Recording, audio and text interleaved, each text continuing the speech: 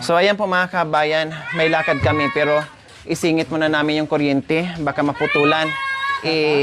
Nagsabi sa akin si Jerome, no? Kaya pala kanina sabi, narinig ko na lang, sabihin mo mahiya ako. Sabi na, ikaw na nagtutulakan sila kung sino magsabi sa akin.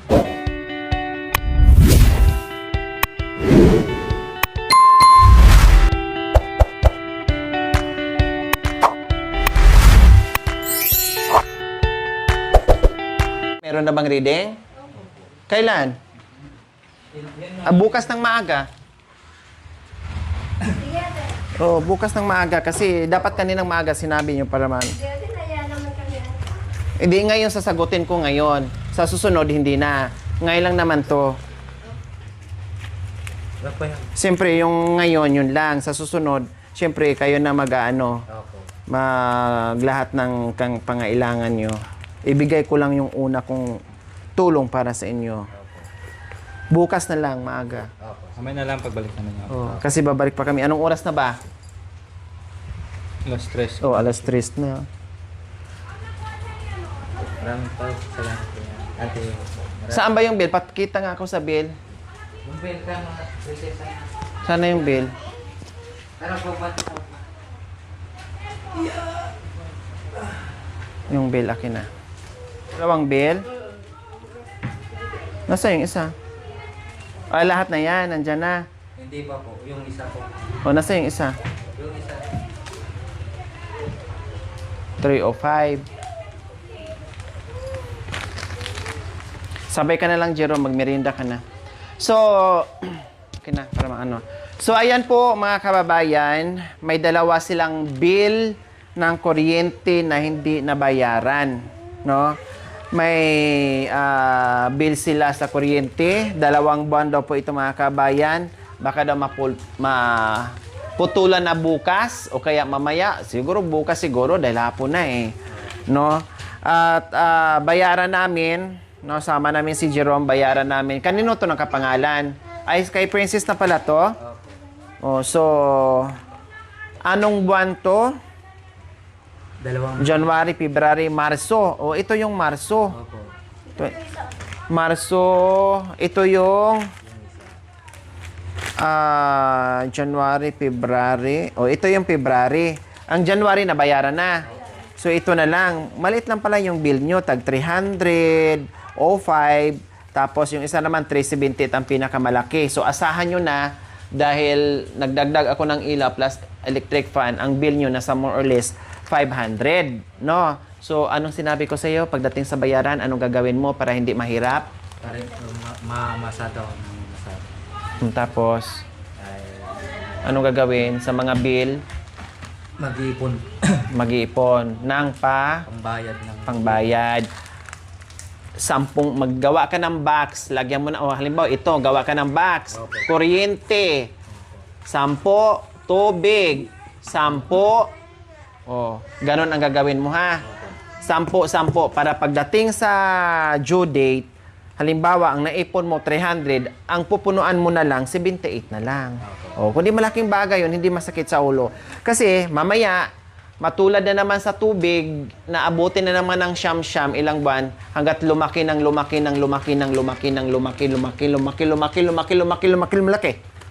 Hindi na bayaran.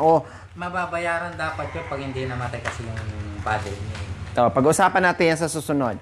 Ngayon, ito, katulad yan, 2 na to. Mahirap na to pag 2, mabigat na to, Jerome. Kung kayo lang, hindi nyo na naman alam ito kung paano to habulin. Mabigat na to para sa inyo. Kasi 2 bill. Yung February nga na 300 plus, hindi nyo nagawa ng paraan dahil nasagad-sagad kayo. Plus, nadagdagan pa ng Marso, kundi more or less nasa 700 to. Tama? 700. More or less nasa 700 ito. Mahirap na yun sa sa kita mo. At sa araw-araw, hindi mo maasahan. Hindi kaya. No? Kaya nga, ang suggestion ko sa'yo at turo ko sa'yo ay magtabi ka ng 10 para sa kuryente. 10. Pwede na po yung 20. Ba yun? Very good. Kung ginawa mo yan noon pa, kundi hindi ka magkakabil ng 2. Alam ko naman na maaga. yung mga ulam namin pagkain. O, ngayon, gawaan mo talaga ng paraan. Kasi, Gagawin ko na. lalo kang mahirapan kung hindi mo magawa ng paraan. Sino ba mga problema sa iyo kundi ikaw lang din? 'Di ba? Lalo magka-problema ka, malaki na ang bill mo, naputulan ka ng kuryente, problema mo na walang ilaw, plus problemahin mo pa yung kuryente hindi nabayaran, plus maputulan ka pa, plus magpenalty ka pa o kundi lumubo. Kundi matulad sa tubig, o 'di ba? So ganun ang gagawin natin. Tinuruan kita para hindi mabigat. Kasi ito hindi mo kakayanin ng 2 araw, 1 linggo or 2 linggo mong bunuin para makuha mo yung 700. Paano yung pagkain nyo, 'di ba? So gawin mo yung sinasabi ko sa iyo. Okay, sige. Ngayon, magmerienda ka na. Sige, mamaya na lang po. At aalis tayo, habulin natin yung opisina. Saan ba magbayad? Sa panel po po. Saan banda yon? Yung po sa pupuntang tumahan. Nandyan. O, sige. Hawakan mo to. 300...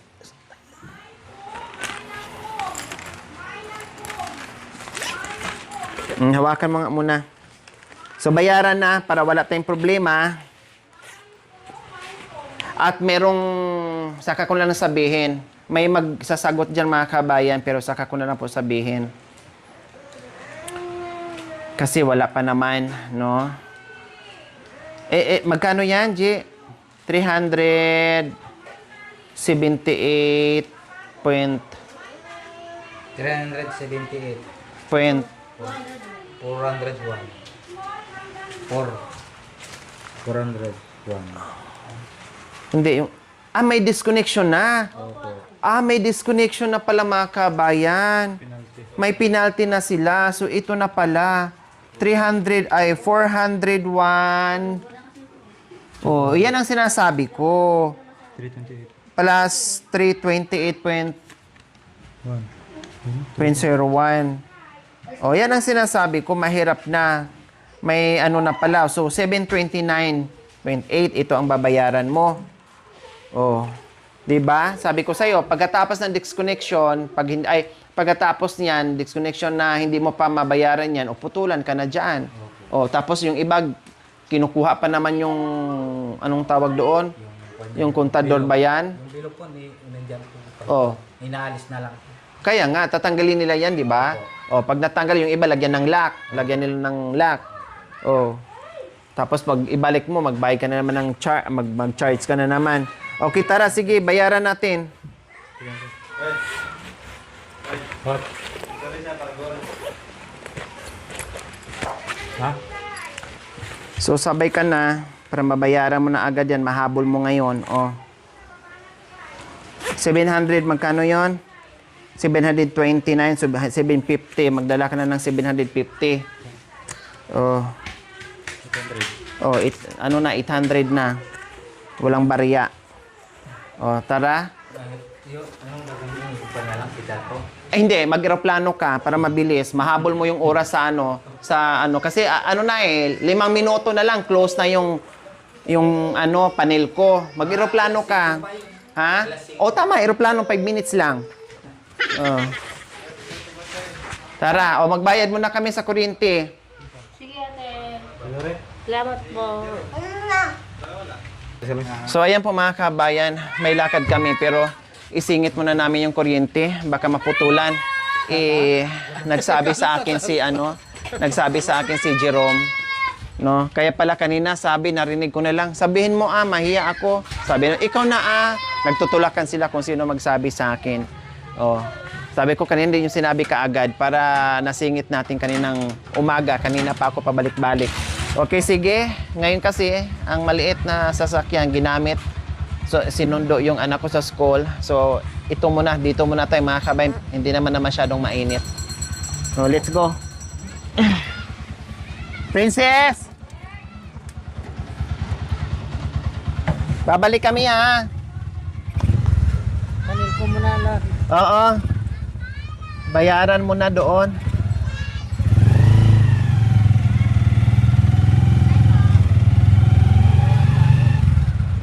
So, ayan po, mga kabayan.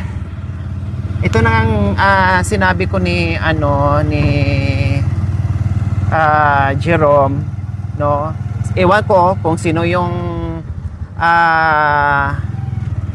gumagawa din dito mga kabayan, yung sinuggest ko ni Kuya Jerome na mag-ipon siya, no, sa box na nakalagay tubig, kuryente, no, bahay, ano pa ba, lahat ng mga bills ay isulat niya or gawa siya sa isang mga box mga kabayan at maghulog siya. Bawat boxes, maghulog siya ng 10 or 20 kung kaya 20. Para pagdating ng bill ay hindi na masyadong masakit sa bulsa, no? Kasi ginawa ko yan noon mga kabayan, matagal na panahon nung nasa Maynila pa ako, na upa lahat, bayad lahat mga kabayan, no, para hindi ako mahirapan pagdating ng mga judit ng aking mga bills na hindi ako matambakan. So sinuggest ko na gagawin daw ni Kuya Jerome kasi katulad niyan sa tubig, o di ba? Ano nangyari sa tubig? Ang laki na bayaran nila bago sila dugtungan ulit ng tubig mga kabayan, di ba? Mabigat 'yun. Kung sila lang, saan sila kukuha ng more or less gagastos sila ng 10,000. Saan po sila kukuha? O kundi magtiis na lang mag-i-give dyan sa tubig na libre, no? Kaysa naman ibayad nila, paano pagkain nila?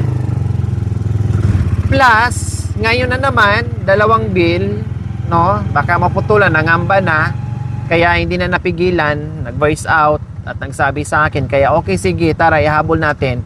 Kasi dapat may lakad ako mga kabayan, pero isingit muna namin ito dahil 1 oras pa bago mag alas 5, so kayang-kaya pa namin ihabol. Total, yung mall na pupuntahan namin ay mga 7 ata mag-close siya mga kabayan, dahil hindi na talaga namin kakayanin yung pagbili ng gamit, kaya yung iba ay bukas na ipagliban na po namin mga kabayan. So ngayon, papunta muna kami sa Panilco at magbayad sa kuryente. No, kasama namin ngayon si Kuya Jerome, nandito siya sa likod mga kabayan. Habulin namin. O, di ba? At least wala na silang problemahin. Merong nag-message sa akin, no, hindi ko muna banggitin dahil baka mamali ako. Merong nag-message sa akin, Ate Lori, ako ang magbayad sa kuryente nila, no, pakiantay-antay mo lang dahil pag pumasok yung sweldo ay magpapadala sa atin. Then bukod pa dyan mga kabayan, parang magbigay din siya ng 5 buwan ata mga kabayan para sa bill, no? So kung mapadala yon, ay malibre sila ng 5 buwan, no? Pero wala pa naman sa kamay ko mga kabayan, ay ako muna magbayad, no? Bayaran ko muna mga kabayan. Dito ko muna kukunin sa sa donasyon, no? Bayaran ko muna, and then pagdating sa pera niya, so palitan na lang natin, kumbaga. Sa bagay, pangkalahatan naman yan, doon pa rin magagaling sa nalikom natin, no problem. I-add naman yan doon. Kaya sabi ko, sige, go tayo. Sabi ko nga, dapat sinabi kaninang umaga para nagawa na namin. Dahil busy tayo, ang dami kong iniisip, ang dami naming bili doon, bili dito. Hindi nga makaiihi sa sobrang busy po mga kabayan. Ngayon, sinabi nila last minute, o kung alas, sige, tara, let's go. Di malayo-layo pa naman ito mga kabayan. Minsan traffic pa dyan.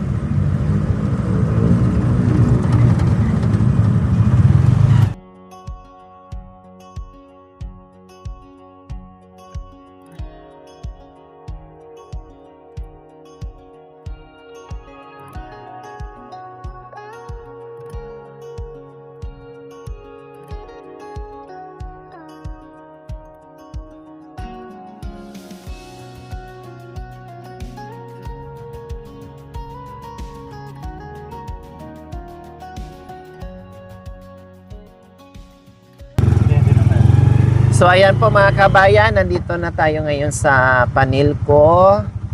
O, umabot tayo mga kabayan. So ikaw na, Je, pasok ka na. Kaya mo na yan, matanda ka na. Wala, madami daw tao. So, paano to, Kuya Jerome? Hindi tayo nakabayad. Bukas. Sabi mo, maputulan ka, baka mamaya maputulan ka. Bakit may namumutol ba ng alas 5 o alas 4 ng hapon o wala na? Wala na po. Wala na. Wala po. Anong oras sila namumutol ng kuryente? Mga alas 8, ganun. Mga alas... Umaga. Opo.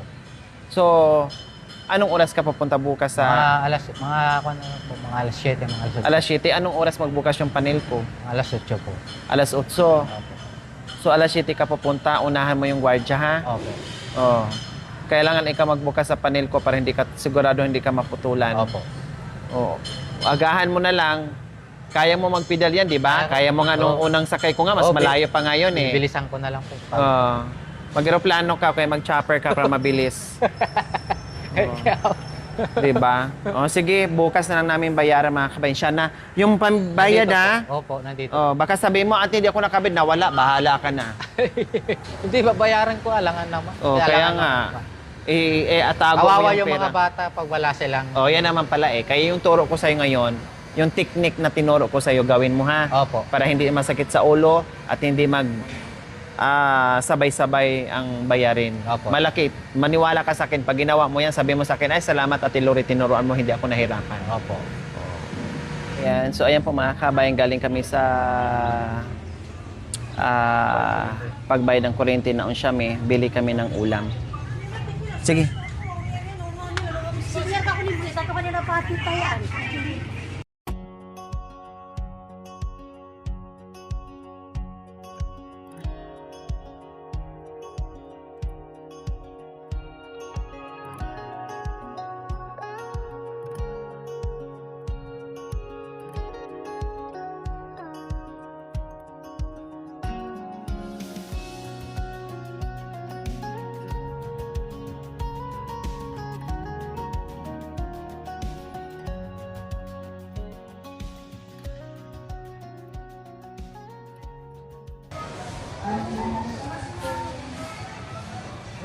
So ayan po mga kabayan, bibili si Jerome ng isda. Gusto daw niya magsigang.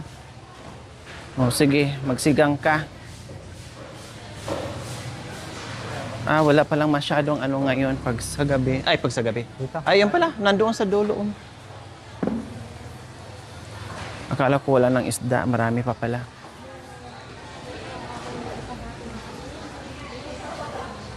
Ayan. Ako na pala.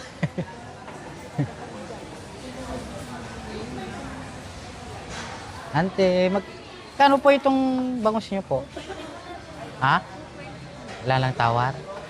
Pwede. Walang 200. 20. Sige po, tiga lang. Hindi pa niya.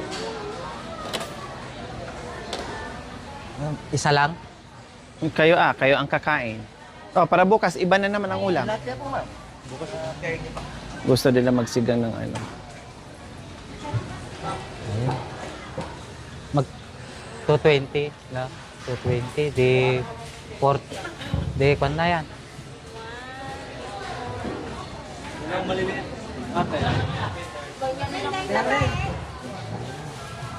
Ayun naman.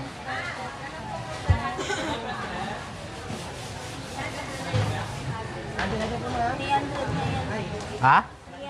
300. Kanina po kung nalaki kasi. Hindi nyo naman maubos yan eh. May bukas pa naman. Opo. Prito yung iba saka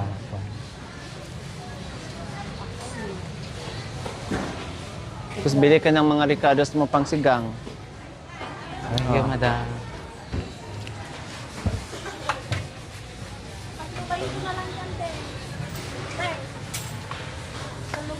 Manot tayo.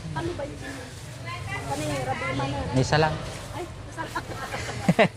Sige. Tama yan. O talo 20. Talo 20 yata? Sige, Rodin. Ano pa po? Saka kamatis. Oh, kamatis. 10 lang ito. Oh, sige. Tapos sili, di ba kailangan mo? Hindi na po yan. Ah, meron ka na. Ay, bawal pala kay Bawal, misis sili. mo, no? Ito na lang. Ano pa? Dahon, sili ng, dahon ng sibuyas. Di mo na kailangan? Mayroon, hindi na po. na. Ako na bahala magluluto. Kasya. Sige. Ano pa?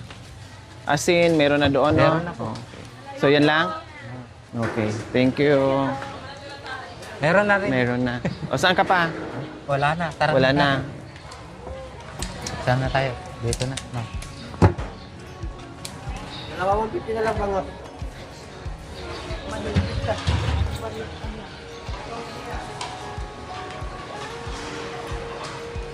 Hoy, may tiga. Malaki yun. Daga dito ka dito. Sarap.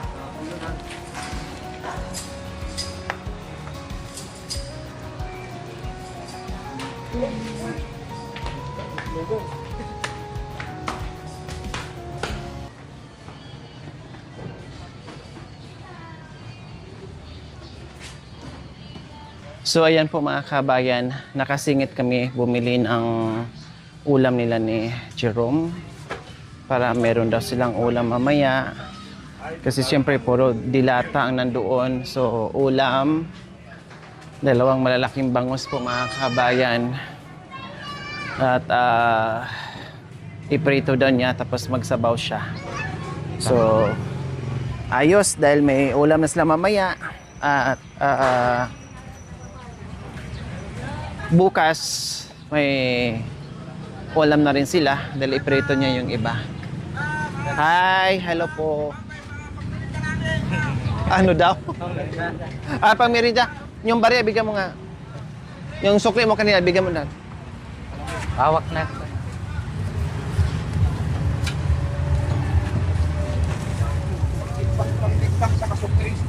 Oh, thank you. Ma'am, thank you.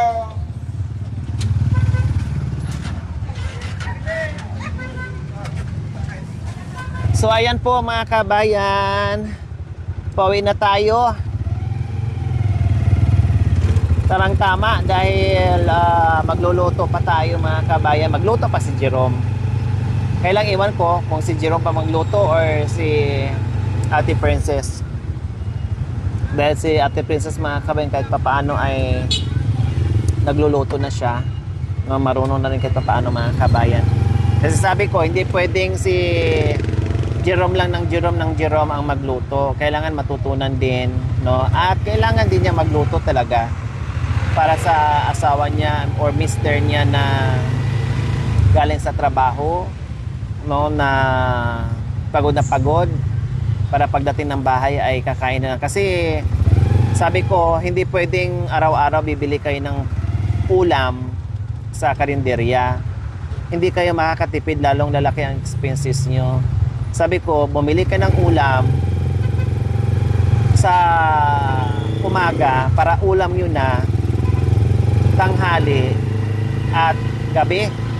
Pang-isang luto na. Makakatipid sila mga kabayan. Kasi mga bata pa naman yung dalawa eh. Kukunti lang nakikita ko ay ang liliit ng inuulam nila. No? Tipid sa ulam yung mga bata. Kaya sabi ko, napakasayang. Karinderya ang yung mayaman sila, sige, habol para mayroong pabiling luto na ulam. Kaya, at mas fresh pa, mas okay pa.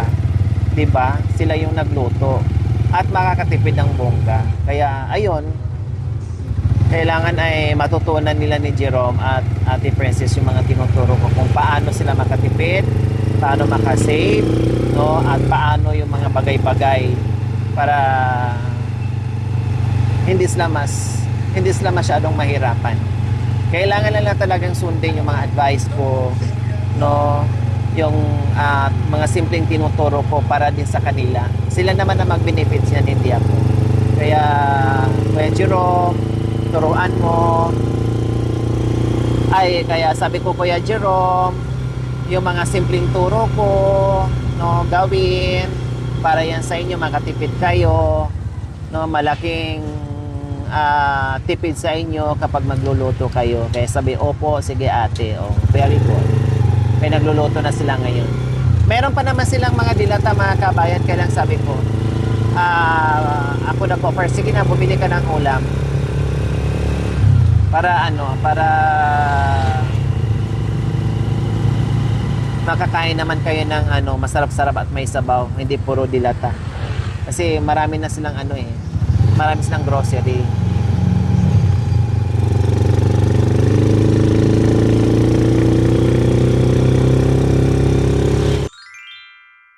Thank you for watching. Don't forget to like, share, and subscribe.